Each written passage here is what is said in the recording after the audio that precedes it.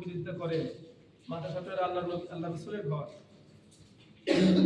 সেখানে 500 টাকা চাঁদা দেওয়ার মতো তার দক্ষতা নাই, যোগ্যতা নাই, তার কত কথা শোনাই লাগে, কত মানে যে তার কাছে জ্ঞানের ভার, ইসলামের সম্পূর্ণ জিম্মাদারি নিয়ে এসে বসে আছে, যে ইসলামটা আল্লাহ তাআলা আল্লাহ নবী তার কাছে দিয়ে গেছে, এত জ্ঞান, তার জ্ঞানের ভান্ডার, কিন্তু যে জায়গায় সেই লোকটা এই মাদ্রাসার মধ্যে 500 টাকা চাঁদা দেওয়ার মতো তার যোগ্যতা নাই, এই ফাংশনের মধ্যে সে 5,000 টাকা করে চাঁদা দেয়।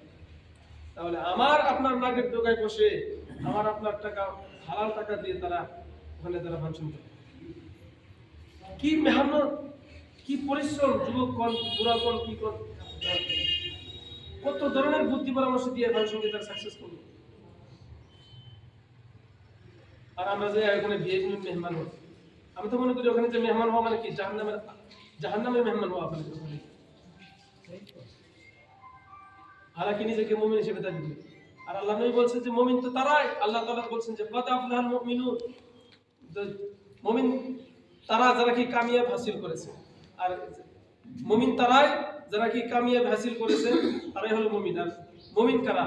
মুমিন যাদের অন্তরের মধ্যে ভালো কাজের প্রতি মহব্বত আছে, আর অন্যায় দেখলে তাদের দিলের মধ্যে ঘৃণা হয়, তারা অন্যায়কে দুই হাত দিয়ে প্রতিবাদ করে, তারাই হলো প্রকৃত মুমিন।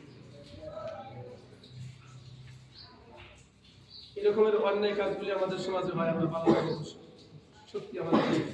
এই যে 1 জানুয়ারি সম্পর্কে আমাদের টাকা, যে ছেলেকে রক্ত পানি করে মানুষ করলাম করতেছি আমরা, সেই ছেলেগুলি আপনার আমার টাকা নিয়ে তারা ডিজে ভাড়া করে এনে পুরো জমিনকে কাঁপিয়ে ফেলে, আমরা বাধা দিই না।